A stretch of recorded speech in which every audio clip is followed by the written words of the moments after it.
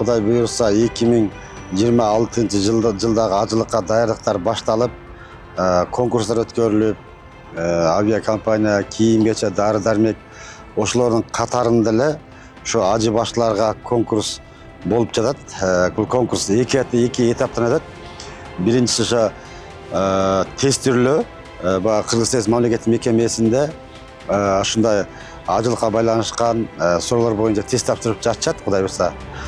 Тест тапшырууга быйыл 370 тегерегинде жарандарыбыз өзүнүн билимине таянып, документтерин тапшырып, бүгүнкү күндө тест сынактан өтүп жатат.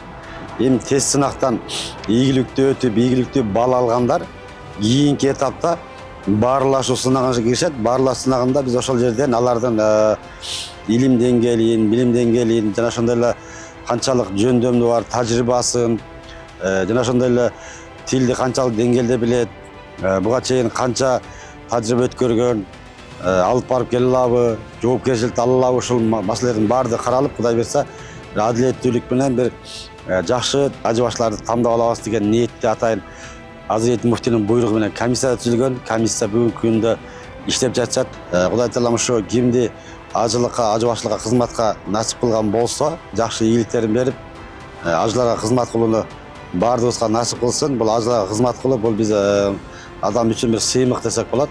Ошол сыймыкка, ажыларга кызмат кылууга баардыгыңыздарды насип кылсын. Ассаламу алейкум ва рахматуллахи ва баракатух.